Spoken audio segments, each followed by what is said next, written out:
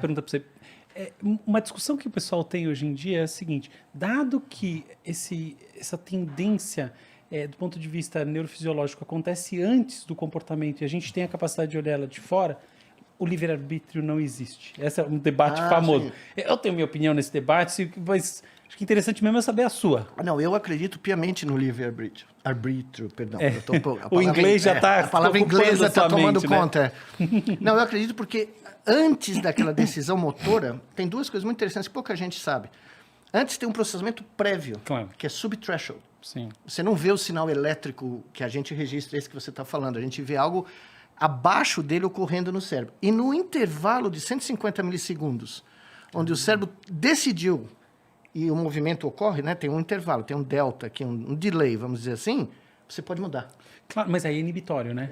Não, é inibitório, Exato. mas existem modificações, modulações que podem ocorrer nesse intervalo. Sim. Então, quando a gente criou a interface cérebro-máquina, essa era uma grande pergunta. Porque nós misturamos cérebros, né? Nós pegamos 2 macaquinhos, 3 macaquinhos, combinamos a atividade do cérebro e agora os 3 moviam um único robô. Caramba. Sem eles saberem que eles estavam colaborando, nós criamos o que a gente chamou de um hyperbrain. É a mistura de múltiplos cérebros atuando simultaneamente. E nesse instante, você vê quando um macaco desiste, o sinal muda do cérebro dele e influencia os outros 2. Então, foi aí que surgiu a história da BrainNet. Uhum. Foi aí porque a teoria que eu e o John pusemos para frente, né? É que, na realidade, a história da humanidade, toda a história das civilizações humanas são decididas pela formação de grupos sociais que são coordenados pela BrainNet. Então, a BrainNet é a conjunção de cérebros que entram em sincronicidade por causa de um mito religioso, uma ideologia política, um modelo econômico. Não é à toa que os faraós do Egito saíam, né, em Tebes, vestidos de ouro com o sacerdote, ao meio-dia, para o sol refletir neles, para todo mundo achar que eles eram Deus. Né? Então, antes de você criar um império físico, construir pirâmide, você tem que construir um império mental. Você tem que convencer milhões de pessoas a seguir uma abstração mental que fica mais importante que a realidade. Né? E é por isso que esse conceito da BrainNet se transformou num conceito tão importante. Mas aí você colocou esses 3 macaquinhos para mover um robô. E, cara, os cérebros deles... o cérebro do macaco A influenciava no cérebro do macaco B? Vou te falar como. Eles nem sabiam que eles estavam colaborando, tá? Era um braço virtual que se movia em 3 dimensões, X, Y, Z. A atividade elétrica do macaco A controlava o eixo X e Y. O macaco B, Y e Z. E o macaco C, X e Z. Se você tivesse 2 dos 3 sincronizados piamente, o bracinho ia fazer o que tinha que fazer, porque tinha um círculo no mundo virtual deles, que se eles pusessem a mão dentro do círculo, eles ganhavam suco de laranja. O suco de laranja, que era a recompensa, sincronizava os 3 cérebros. Entendi. Eu fiz um negócio inspirado em você. Talvez você não tenha sabido. Uma instalação que durou... Assim, foi uma instalação rápida no Museu de Inhotim. Conhece o Museu de Inhotim? Eu não conheço pessoalmente, mas eu já ouvi falar. É um lugar lindo, maravilhoso. E como é que funcionava? Tinha 3 pessoas, cada uma delas com um headset de EEG. Então, primeiro fazia uma pré-gravação para medir qual que era o estado de base. Quer dizer, uma pessoa, quando ela não está fazendo nenhum esforço, como funciona o cérebro dela? E aí, o que a gente fazia era o seguinte: uma pessoa cuidava de um estímulo. Então, por exemplo, imagina que a gente tem quadradinhos, bolinhas e risquinhos. Então, uma pessoa cuida dos quadradinhos. Ou seja, quanto maior o engajamento dela, que era basicamente beta, que é uma frequência de onda ligada à tensão, maior a quantidade desses quadradinhos na tela. E a gente vinculou isso a uma trilha musical. Foi um negócio muito legal, inclusive porque teve a participação, a concepção artística do Fernando Meirelles, o cineasta, que por sinal você conhece, eu sei. Bem, é lógico, eu sei, total. E o Nando Reis, que é o guitarrista, que fez a trilha muito legal também. Muito bom. Então a gente vinculava o estímulo dessa maneira. E aí um ficava com a bolinha e baixo, outro... E aí, enfim... E tinha essa estrutura de jogo, né, de teoria dos jogos, que as pessoas iam fazendo esse esforço até chegar num threshold, quer dizer, um limiar, em que aí entrava uma guitarra envenenada que o Nando gravou, um negócio maravilhoso, que as pessoas tinham atingido essa plenitude, que é igual tomar o suco de laranja. Foi lindo no dia, todo mundo achou a coisa, mas foi inspirado no seu trabalho. Que bom. Nossa, total, porque não é a mesma coisa. É muito a mesma coisa. Mas, inclusive, tem uma coisa que também quase ninguém sabe, a gente aprende a ser neurofisiologista ouvindo o cérebro. Total. Você pega o sinal elétrico e manda para um alto-falante.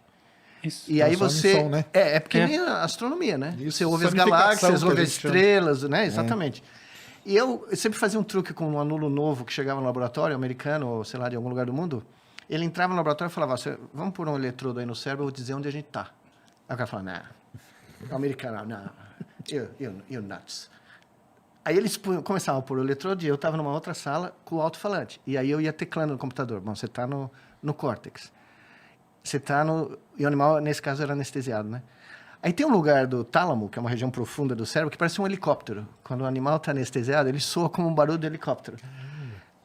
Quando eu falei para o moleque exatamente que o lugar que ele estava dentro do cérebro, 5 centímetros, 50 milímetros abaixo, né? Ele estava indo para vários lugares, o cara não acreditou, né? Ele ficou completamente pirado. Aí eu pus ele na sala de som e fui eu mover o eletrodo para ele... Quer dizer, quando você faz um troço desse com um moleque de 20 anos, nunca mais ele escapa.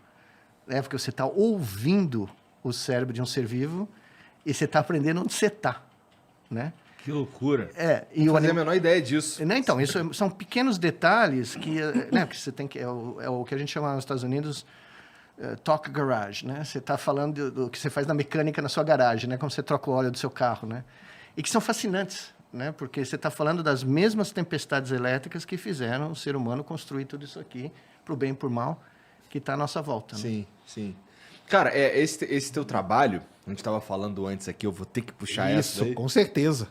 Porque isso aí tem muita semelhança, né? Tem muita semelhança. Com algo aí que... Com o Neuralink. Né? Demais. Afinal, foram 3 dos meus alunos que fundaram.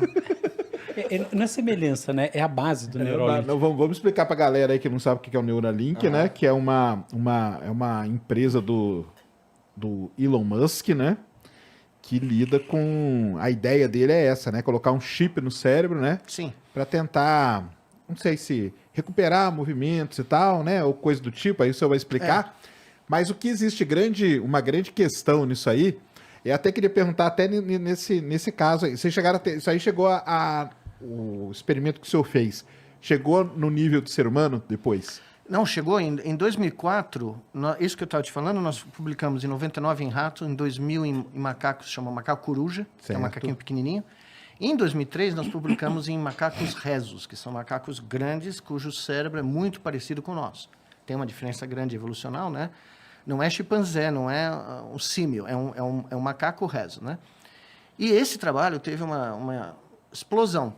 E aí um neurocirurgião da Duke, que é um especialista em cirurgias de Parkinson, chegou para mim e falou, olha, eu tenho pacientes que a gente faz o implante para tratamento de Parkinson, que é um implante profundo, e nesse trajeto até chegar lá no fundo do cérebro, né, nós vamos registrando neurônios. Eu tenho um probe aqui que registra até 11 neurônios e tal. A gente não podia tentar, porque o paciente está desperto, né? Porque uma vez que você abre o couro cabeludo, o crânio, o cérebro não sente dor, por incrível que pareça. Você pode encostar no cérebro, você não vai sentir nada. Nervosa ali, né?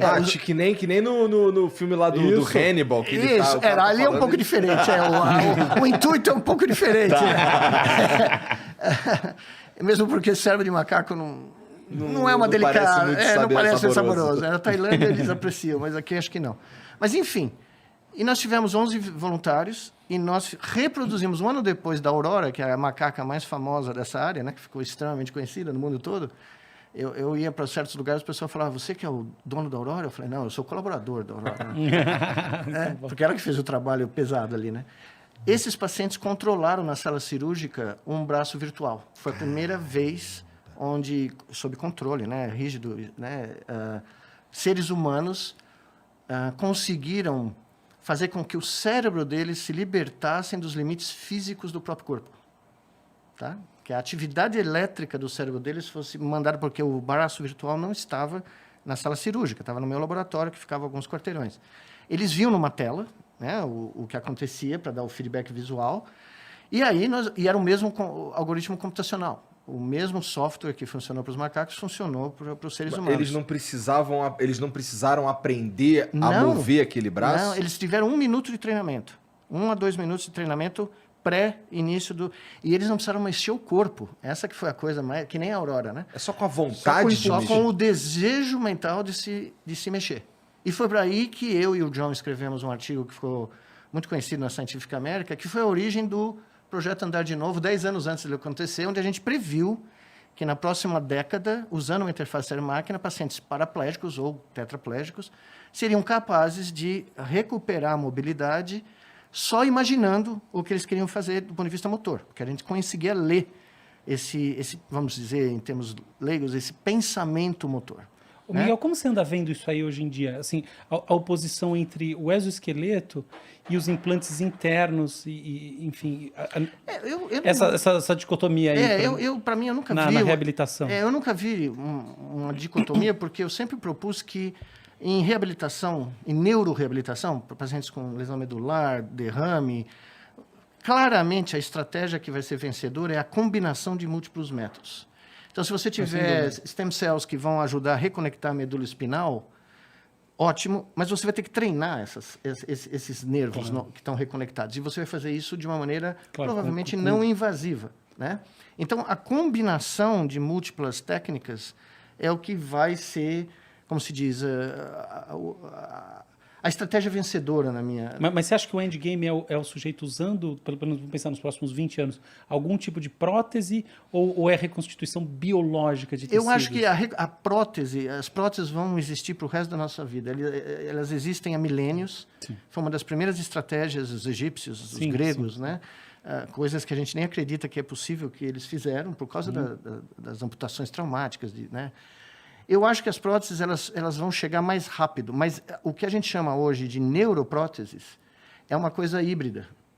Porque você pode ter uma coisa não invasiva, fica aqui na cabeça, fora... Leitor no scalpo, né? Ou aqui na medula espinal, né? Estimulação eletromagnética. E aí você pode ter algo implantado que faz o meio de campo, vamos dizer assim, né? Por exemplo, vou te dar um exemplo que eu tenho que fazer isso porque eu acho que vai entrar para a história do Flow. Naquele momento em que o Daverson roubou a bola... Lá vem. E correu para o gol... Eu estava aqui em São Paulo, eu não tive coragem de ir para o Uruguai. Eu pensava comigo, eu queria estar registrando o cérebro do Daverson nesse instante para ver se vai dar gol, porque era quase impossível ele acertar o chute, né? Então, porque é o Daverson? Não, o Daverson é o herói, eu não vou falar mal do Daverson jamais. Todavia, isso que é a beleza da brincadeira. Se eu tivesse com o registro eletrofisiológico naquele instante, eu saberia 150 milissegundos antes dele chutar a bola. Não fazer o gol, mas que o chute ia sair na direção, pelo menos, do gol. E foi isso que a gente mostrou nos macaquinhos 20 anos atrás.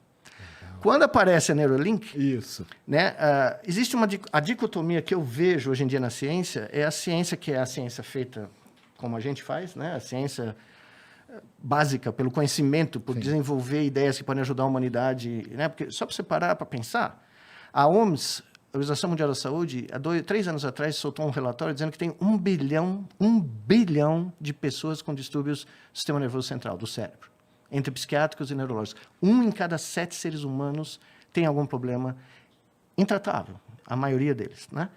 Só de paraplégicos são 25 milhões. Caramba! Vítimas de derrame cerebral, 250 milhões.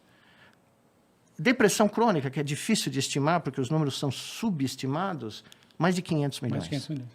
Tá? No mundo, né?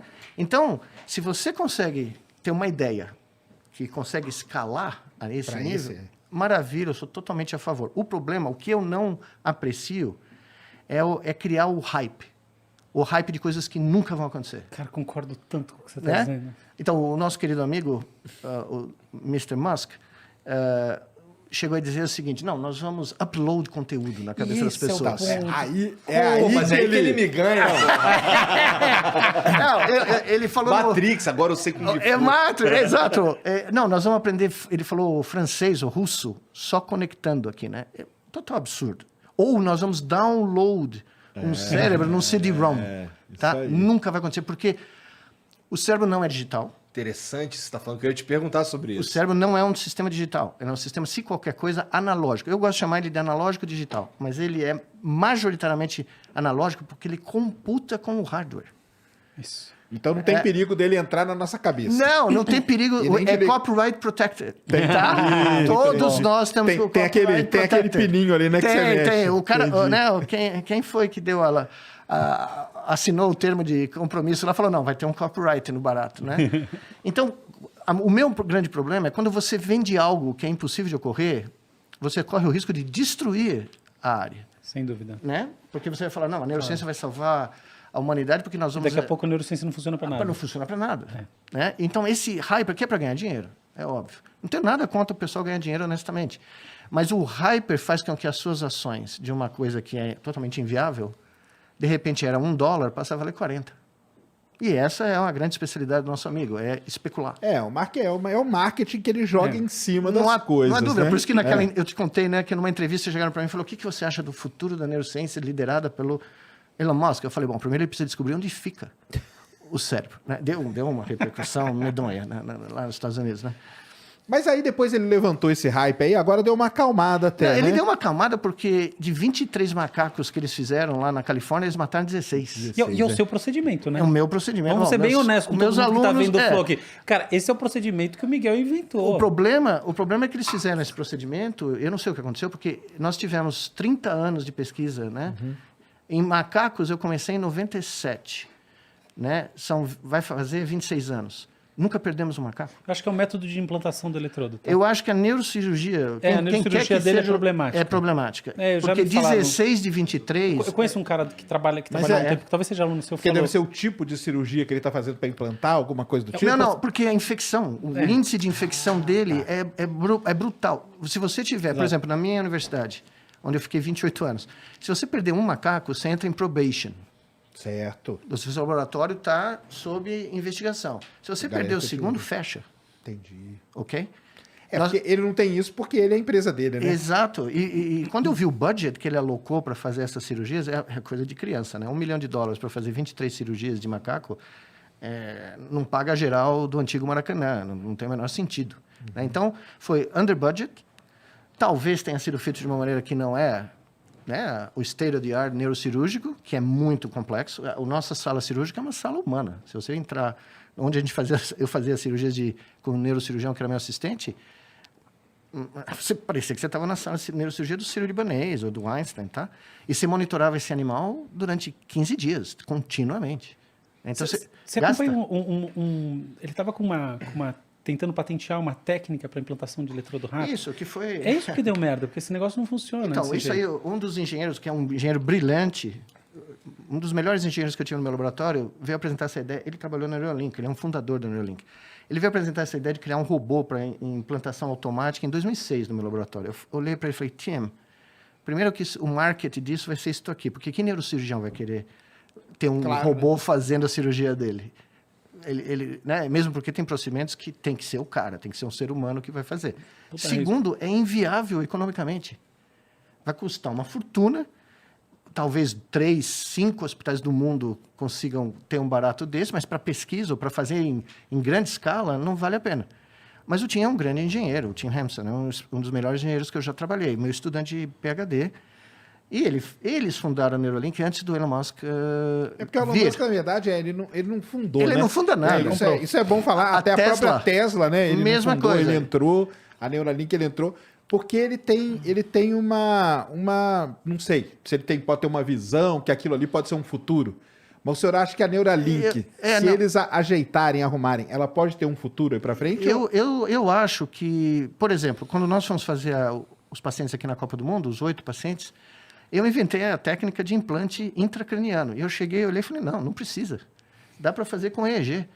Você só precisa detectar a intenção. Você não precisa detectar os detalhes do movimento robótico. Isso aí o robô faz. Ô, Miguel, passado tanto tempo, conta pra gente por que raios passou tão pouco na TV, aquela que foi um dos experimentos mais maravilhosos da história. Mas é legal até ele contar a história não só do Brasil, dos bastidores. Os bastidores. Conta pra gente os bastidores. O Brasil, assim, a comunidade científica brasileira estava inteiramente do seu lado, na expectativa de ver. Não, veja, e passou assim na TV.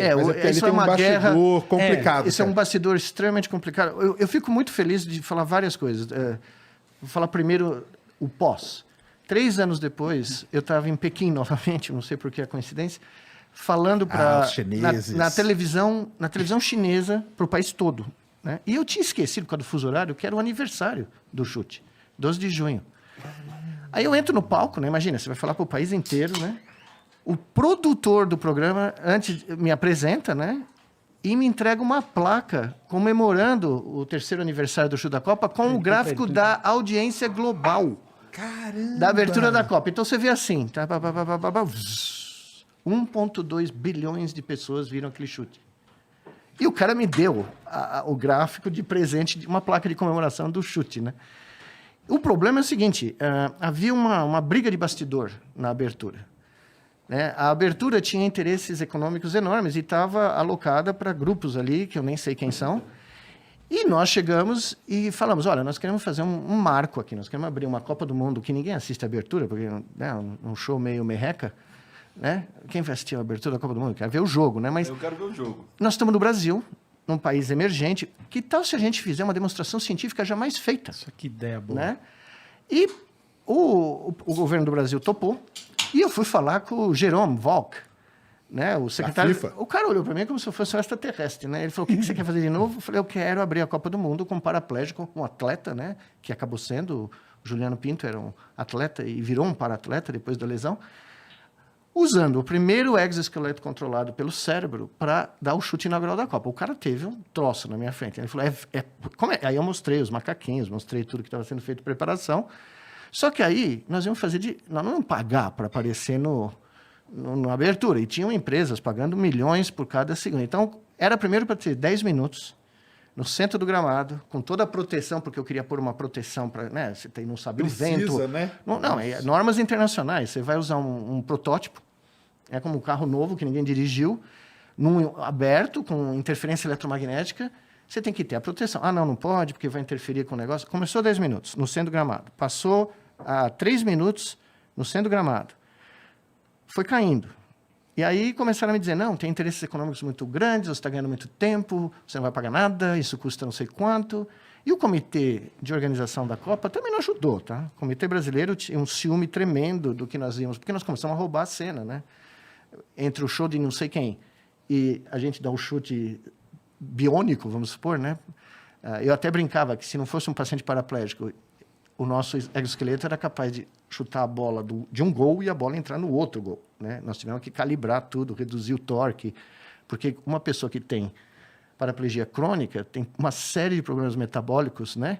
Falta de calcificação, osteoporose, você não pode ter um torque como eu ou você usaríamos. Então nós tivemos que calibrar tudo. Senão quebra a perna. Você quebra a perna do cara só de fazer o chute, né? Acabou que era pesado esse... O primeiro era. A terceira versão agora, não. É muito diferente. Esse do chute... ele era 90 quilos. Era o Homem de Ferro sem o Homem de Ferro. Mas o cara que está ali operando essa Ele máquina... opera mentalmente. Mas ele nem sente esse peso. Não, ele não sente. Tá. Ele não sente porque ele está flutuando. Era um cockpit onde ele flutuava. Ele recebia feedback tátil do pé.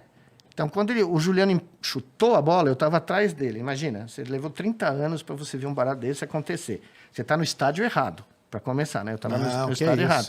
Mas tudo bem recebido. Eu fui o único ser humano a entrar de verde no estádio do Corinthians. Toda manhã, porque nós montamos um laboratório no estacionamento do estádio do Corinthians, e toda manhã tinha um segurança desse tamanho. Eu ia com o agasalho do Brasil, mas eu comprei um agasalho do Brasil verde, escrito em amarelo Brasil. Toda manhã ele me parava e falava: doutor, o senhor sabe a regra, não pode entrar de verde, né? O exoesqueleto tudo bem, mas de verde... Eu tenho fotos de verde em todas as dependências que você possa imaginar do estado. Um dia eu vou publicar. Mas, enfim, terminou que eles deixaram só a gente fazer... Até a semana anterior, era 1 minuto, veja só, 1 minuto, na beira do campo, e nós, para segurança, nós pusemos um carrinho atrás e 2 dos meus colegas do lado, para, né, se o vento aumenta, se alguma acontece, porque não tinha jeito, eu não ia deixar um cara sozinho paraplégico, se dá um gust de ventania, né, acontece alguma coisa, porque o Exo tinha um limite operacional. A gente sabia, né, claro, temperatura, vento. Era um protótipo. Era um protótipo, era um carro de Fórmula 1 protótipo. Né? Pois bem, na noite anterior, nós estamos lá no meio do estádio, liga uma das pessoas do comitê falando, olha, reduzimos para 29 segundos. Que é isso? Eu falei, veja, 21 segundos. Eu falei, não, vocês estão brincando comigo. Nós treinamos aqui, o moço está fazendo com 30 segundos. Faz 3 semanas, sob o plano de ter 1 minuto. Ou seja, nós temos 30 segundos. E a pessoa falou, e se não der certo, nós não vamos nem mostrar. Nós vamos cortar. Imagine, na noite anterior. Eu tive que voltar. Nossa, que tensão gratuita. Não, foi uma coisa louca. Foi uma coisa de... Olha, nós tínhamos 156 colaboradores de 25 países, todo mundo trabalhando de graça, menos os estudantes. Imagina comunicar para os caras na véspera que foi reduzido pela metade o tempo. Né? Eu cheguei para o Juliano e falei, Juliano, você é o melhor cara do grupo, vai ter que ser você. Você está modulando o seu EEG num tempo absolutamente recorde. A gente conseguia tirar 3 bits de um cara que faz EEG, você modular 8 estágios, não é brincadeira, né? Nossa, eu não faço a menor ideia do que você está falando. A gente faz, sim ou não fácil. Eu, você, todos nós aqui, você modular um ritmo X que a gente usou do cérebro, ou para cá, é muito fácil. Sabe aquelas pessoas que controlam o coração, sabe? De yoga e tal? Pensa isso no cérebro. Essa é a referência. Tá, entendi. O cara controla como funciona o cérebro dele. A propósito, uma das grandes questões disso, que é muito interessante, é que no final você acaba trazendo esse autoconhecimento, né? Mas conta aí a história maravilhosa. Não, só para terminar. Aí, eu falei para o Juliano, você está fazendo em 29, 28 segundos, é absolutamente fora do esquadro. Nós temos 21 segundos. Nossa, ele falou, eu vou fazer. Não, mas calma. Só que assim, nós estamos na rampa para entrar no estádio, né? Aí no dia. No dia. 3h30, 12 de junho de 2014, eu quase infartei 18 vezes, pelo menos. Né? Porque ele era elétrico. Nós tínhamos que carregar a bateria dele antes de entrar. Só que aí faltou energia no momento antes. Aí nós tínhamos que achar uma tomada no corpo.